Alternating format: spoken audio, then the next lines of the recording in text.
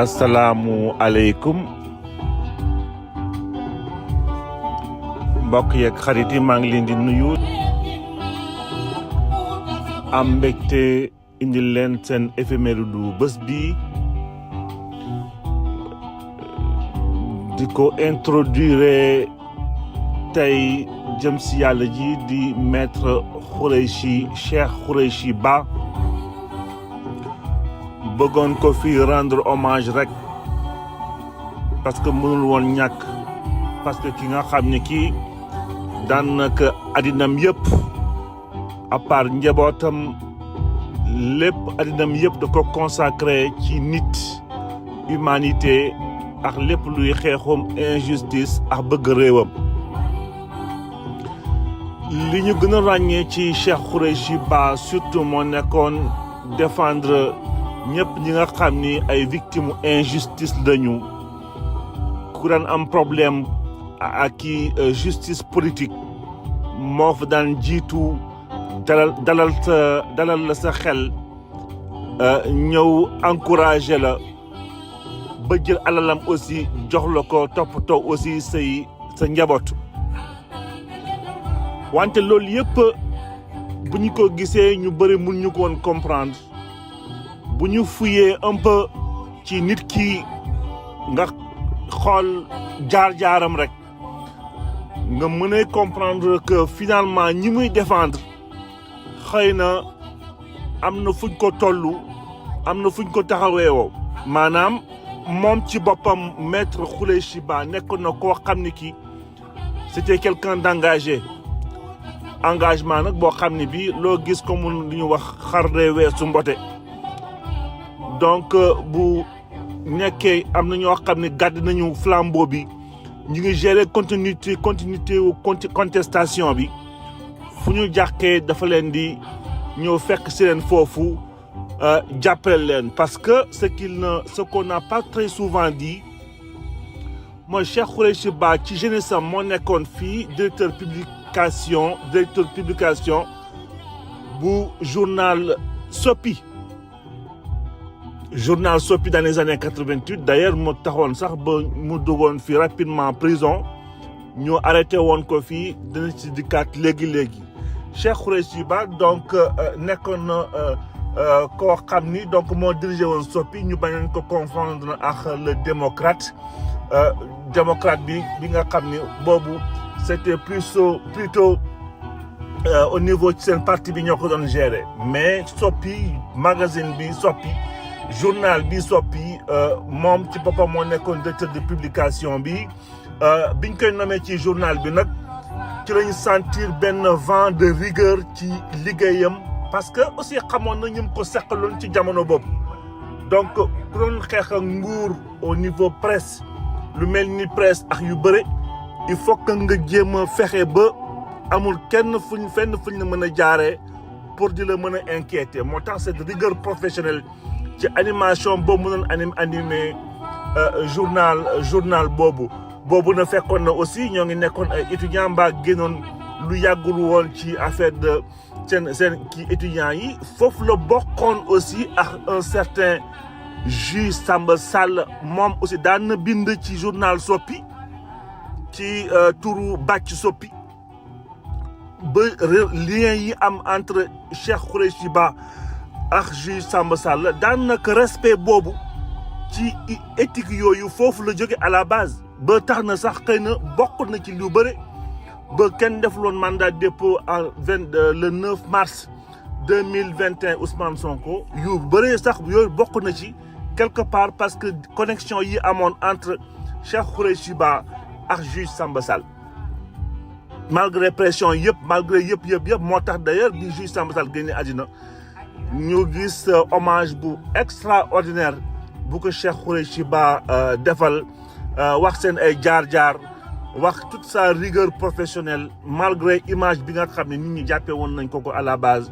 ci Juge Samba Sall parce que ñoo bokkoon ci seen idéologie de base donc ñoom ci jamono boobu ñu bokkoon ko aussi ñu mel ni Abou Abel Thiam ba ci ñoom Mbagnick Diop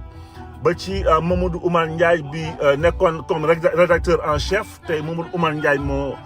nekk gérer témoin Cheikh Khoureyssi Ba moom ak équipe am donc yore woon journal boobu soppi nga xam ni amoon na succès bu nga xam ne moo ëppoon na doole sax jamono boobu Sud Hebdo mbaa Walfadjri Hebdo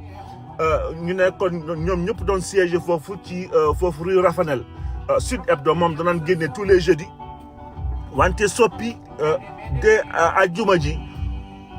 waroon génn entre 10h ak 14h boo réservé wul soppi dana leer na yow mii di nga dem di ràññi foofu ci agence de distribution de presse pour que nga mën am journal mbaa di nga mën def rang bu rëy foofu ci kiosque yi pour am journal soppi te li gënoon booster sax journal soppi bi mooy parution bi nga xam ni bi defoon nañ ko en 88 tuddee ko soppi vous donne les véritables résultats boobu moo defoon un tollé parce que journal bu fekkee 100 francs la doon jar jour boobu même 1000 francs boo ko amee sax pour que nga am journal soppi c'était compliqué donc noonu lañ ko arrêté woon finalement ñu mujjee woon ko defoon ko liberté conditionnelle ba arrêté poursuite yooyu yëpp loolu lépp donc bokk na ci li nga xam ne moo forgé Khoureyssi Cheikh Khoureyssi Ba tey ñoo ko fi rendre hommage ci engagement am ci bëggum Sénégal bëggum nitam ak woyofam ak lépp li nga xam ni defal na ko ci ay néegi doole nekkoon en contentieux nekkoon en difficulté avec la machine judiciaire donc di leen proposer sunu éphéméride du 27 mars tey ci sunu éphéméride yi ba ëllëg di kat fii yeggale waxtaan bi bonne journée à tout le monde.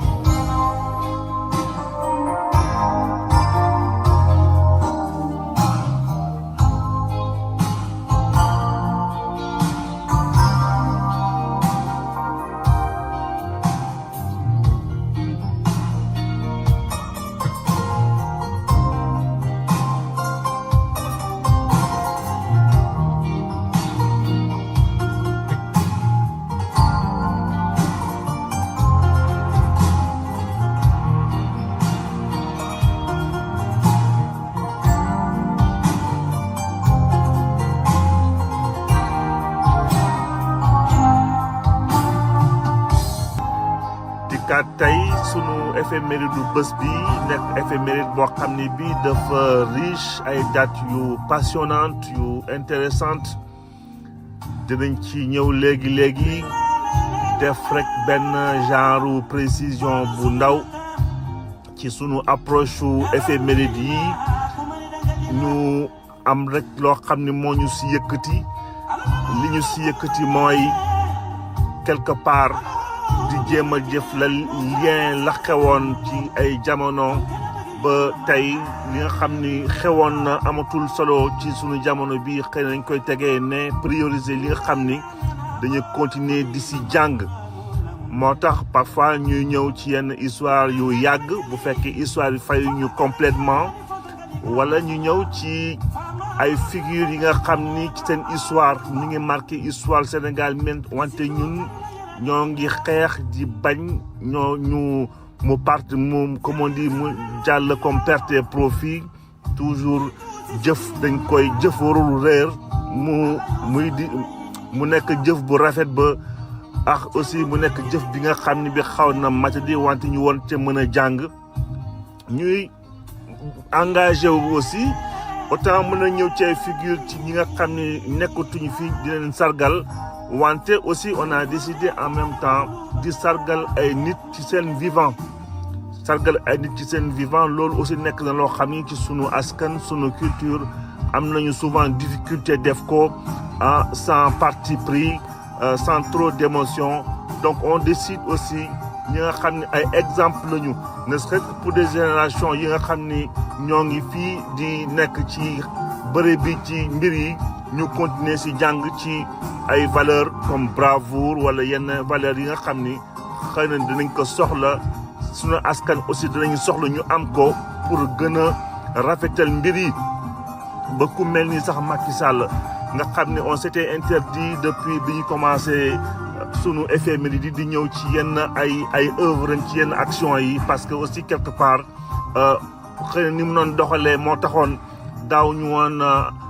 intéressé wu ci mbir yi parce que déjà bëgguñu woon jël parti pris wante aussi am na yoo xam ne d'accord luñ ci woon wante xëy na dina am ay œuvre yoo xam ne def na ko fi dinañ ci dikkaat même bu fekkee dina metti parce que comme li waajur yi doon wax ceeb boo ko sànni ci suuf boo ko bàyyi ceeb boo ko lekkee di nga mëq suuf amul problème dinañ ci dem en tout cas li ci am solo nga xam ne suñu réew war na ci liggéey wala aussi ñu gën a xam li mbir yi demee dinañ ñëwaat donc ci yooyu yëpp moo tax tey dinañ arrêté wu ci 4 dates benn bi di 27 mars 1964 dellu si waat ci inauguration grande mosquée de Dakar 10 ans plus tard en 74 tey li amoon libération effective ñi nga xam ne on les avait accusés de coup d'état en 62 en l'occurrence Mamadou Dia ñëw ci kilifa bu mag bi tey en 2002 aussi di ko sargal di fondateur FSD/BJ di Cheikh Abdoulaye Dièye ñëw aussi di rendre hommage de son vivant tey ci jaar-jaaram ci parcours am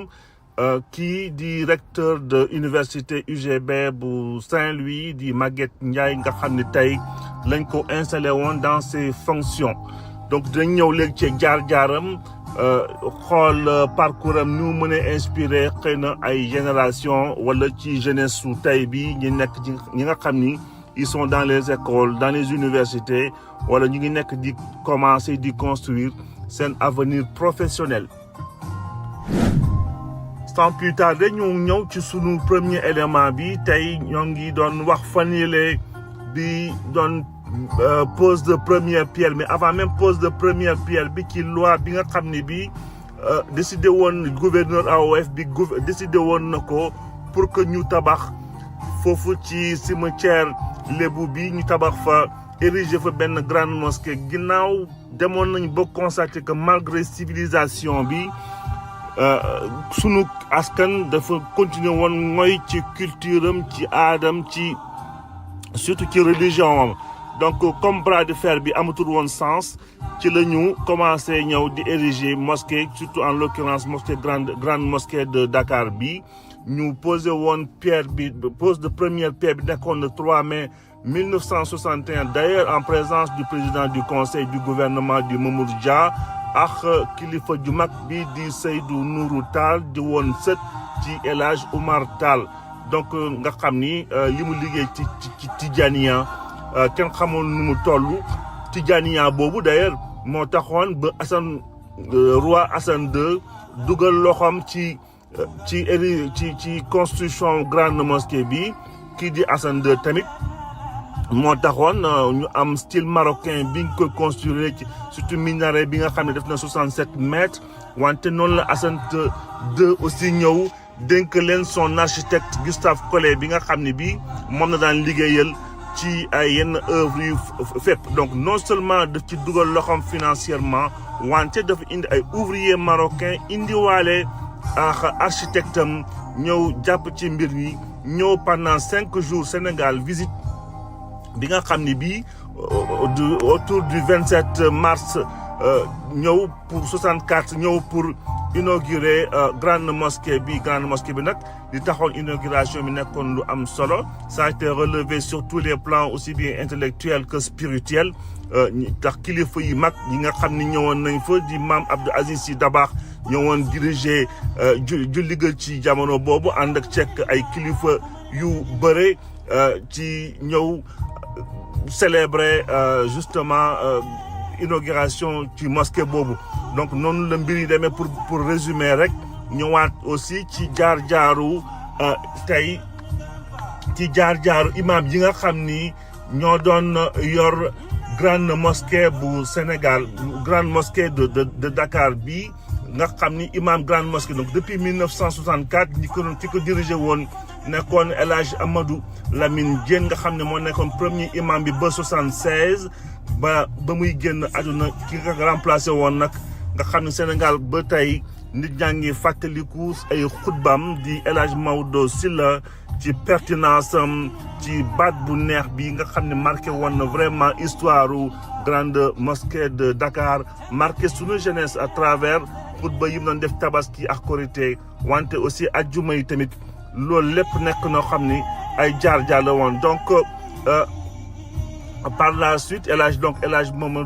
Maodo Sylla nekkoon aussi neveu ci imam Diène bi nga xam ne dafa génnoon na àdduna donc moom en 2001 6 septembre bi la mujjee woon génn àdduna moom ñu ki ko remplacé woon di El Hadj Alioune Samb nekkoon 3e ba chargé de diriger la grande mosquée si jamono boobu moom nag nekk na imam boo xam ne bii ku ci un peu controversé parce que il a des positions courageuses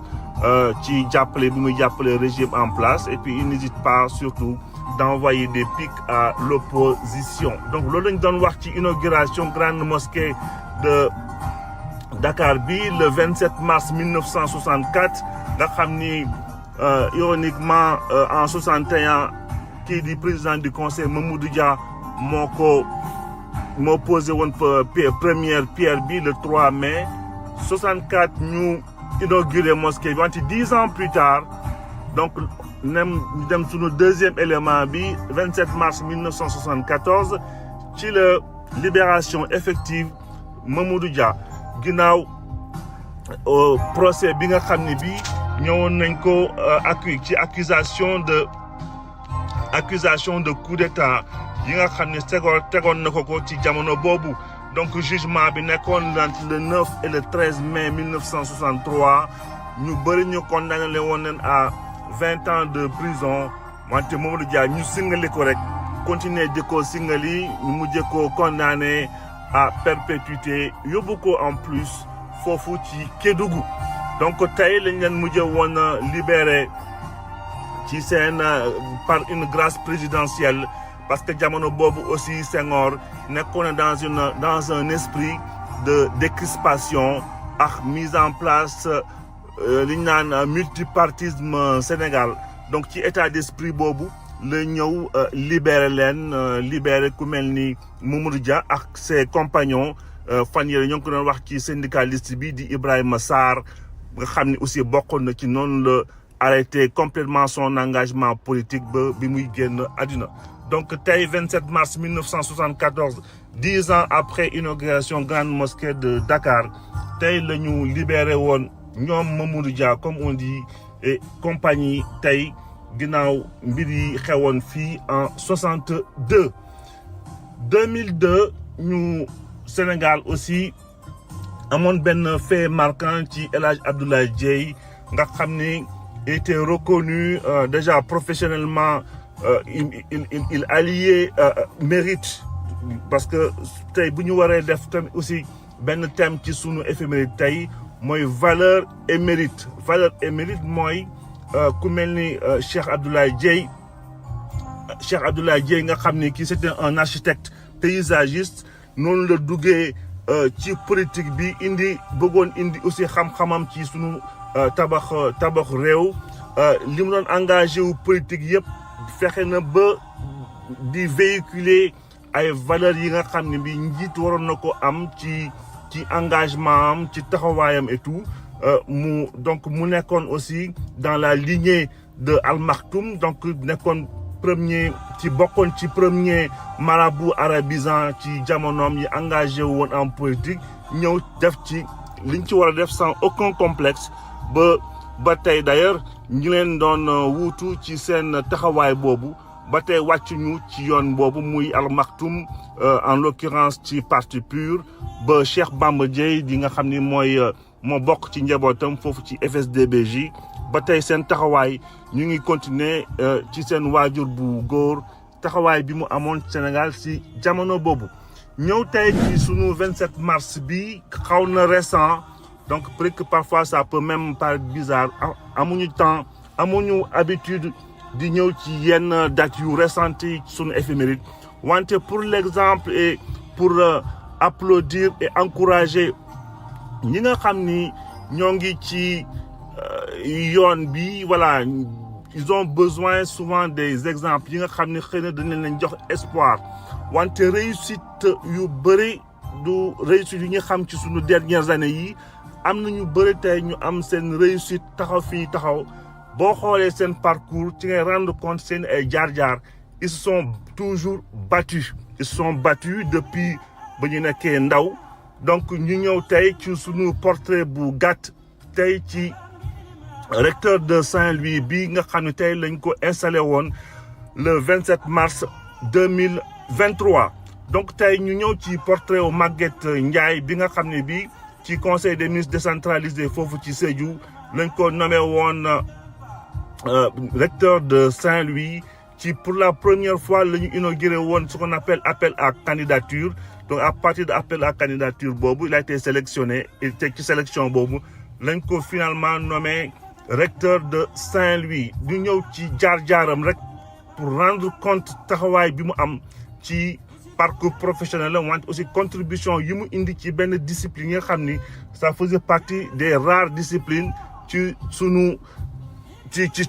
sunu éducation nationale ak enseignement supérieur ndax en 2014 la génnoon école normale supérieure décroché son doctorat avec la mention très honorable foofu ci université de Saint-Louis Maguette Ndiaye gravir na fa ay échelons yu bëri de 2005 à 2009 nga xam ne jaar na ci section des langues étrangères plus tard chef de division des études et de l'innovation pédagogique de la vie universitaire en décembre 2014 par la suite Maguette Ndiaye mujjee finalement nekk directeur de l'UFR de lettres et sciences humaines bi nga xam ne bii moo fa doon gérer master professionnel boobu ñu xamee ko aussi engagement am sur le terrain au niveau de la professionnalisation ginnaaw moom moo nekkoon un acteur éminent des contrats de performance dans CDP contrat de performance yi nga xam ne foofu ci UGB ginnaaw nekkoon na fa membre de comité de pilotage et membre de l'équipe de gestion opérationnelle Maguette Ndiaye ñu xamee ko aussi ci orientation depuis 1984 ginnaaw bi mu amee son bac en série A3 noonu la ñëw séjourné à plusieurs reprises entre Autriche ak Allemagne ginnaaw bourse étrangère bi nga xam ne bi amoon na ko